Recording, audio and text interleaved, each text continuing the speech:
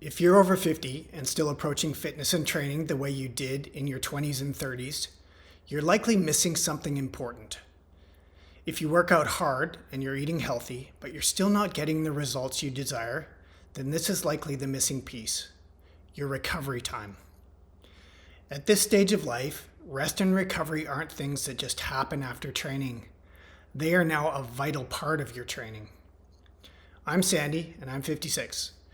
Over the past 6 years, learning how to recover properly has been one of the biggest shifts I've had to make in how I take care of my body. In this video, I'll take you through why rest and recovery matters more as we age and what it actually looks like in real life. This channel is called Well Past 50, and it's about aging with intention, without extremes, gimmicks, or borrowed certainty.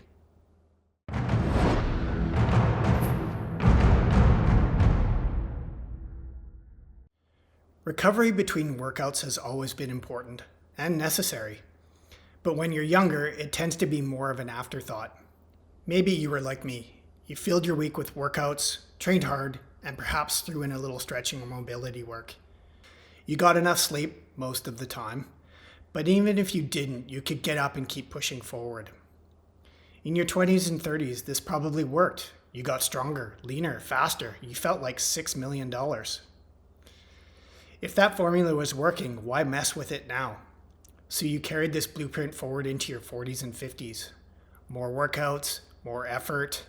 If you were short on time, you doubled down and threw in some epic weekend warrior sessions. But at some point, your body stopped bouncing back like it did. It's just biology. As we age, muscles take longer to repair and joints are less forgiving. Sleep becomes more important and at the same time, often more difficult. I rarely sleep through the night now without a few wake-ups. Beyond exercise, life is full of stressors. Work, family, finances, responsibilities, and let's face it, the world in general. Your body reads it all as stress. It doesn't separate training stress and life stress. It just sees load. Now, not all stress is negative. In fact, you need some to grow physically and mentally. Eustress, or beneficial stress, is good when it comes in short-term manageable doses. If the load is too much for too long, something gives. If you've ever had an overuse injury or an illness due to fatigue, you know exactly what I mean. Unless you adjust, one of two things usually happens.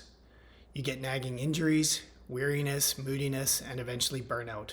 Or you pull back and drift away from training altogether. Neither one will help you stay healthy and independent as you age. In my mid-40s, I noticed shifts in my body. I didn't have the same consistent energy and I wasn't recovering the way I used to. I just figured I needed to train smarter. Better programs and exercises must be the solution. I wasn't entirely wrong, but I definitely didn't pay enough attention to what was happening between workouts. I was under-recovering. I wasn't sleeping enough. I wasn't managing my stress well. I counted long walks, yard work, and other chores as downtime or neutral. I wasn't giving my older body the time it needed to recover, adapt, and rebuild. Eventually, it caught up with me. A month before I turned 50, I was diagnosed with a thyroid issue. I was burnt out, and my body let me know the only way that it knew how. It forced me to listen by shutting down.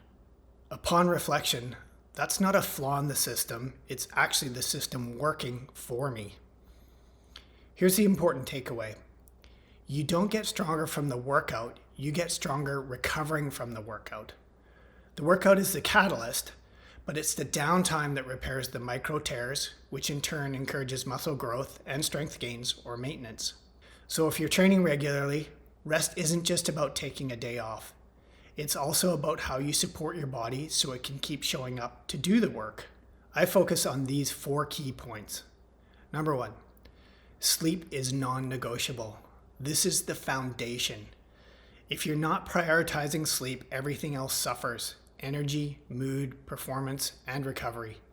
Sleep has to be a priority, not an afterthought. I'll spend more time on sleep practices and benefits in future posts. Number 2, rest days are part of the plan. Rest days should not be something you earn, not something to take when you're exhausted. If you're working out regularly, then rest and recovery need to be built into your program. Some days are passive rest, that means no training, just downtime.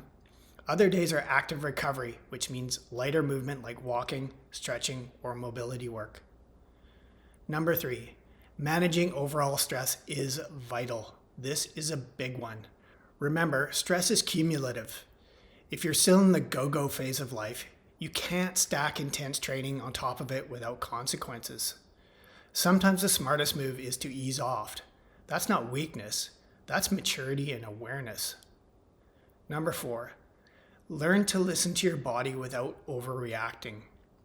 There's a balance that needs to be found and maintained. I'm not suggesting you stop every time something feels a little off. Now that you're older, you're bound to feel aches and pains, more overall fatigue, and more days where you lack motivation. But you can't ignore the signals that something bigger is at play. Meaning, don't push through an obvious injury. Don't ramp up your routine when you're feeling exhausted. Pay attention to the cues. They're important signals, not inconveniences. Practically speaking, what does this look like during a normal week? Depending on my workout schedule, it's 4 to 5 days of training with a couple of rest and recovery days. There is always at least one full day of passive rest each week. As for workouts, there are no max lifts or epic endurance sessions anymore. There are some short strategic bursts of intensity, but nothing extreme. I also focus on better sleep and pacing. I pay close attention to how I'm feeling day to day. If I have the energy, I'll push a little harder, but if I'm tired, I'll back off and take a rest day. It's less about pushing limits and more about staying consistent. It took some work to shed the ego and identity of being an Ironman triathlete, ultra-distance competitor, national level swimmer, and so on. I had to accept that my body was no longer responding to force. I needed to shift my mindset to sometimes less is more. Recovery is what allows me to keep going. Training smarter and including recovery is what keeps me strong, mobile, and independent. Honestly, it takes more thought and discipline than just pushing hard all the time with no plan. If you're over 50, training regularly, and finding things aren't working the way they used to, take a look at your recovery, not just your workouts. When we slow down and examine how we move, what we eat, and how we recover, real progress happens. In future posts, I'll explore training programs and cycles, specific exercises, intensity, duration, and much more. If you like this kind of work, you're welcome to subscribe. New videos come out regularly. Thanks for being here.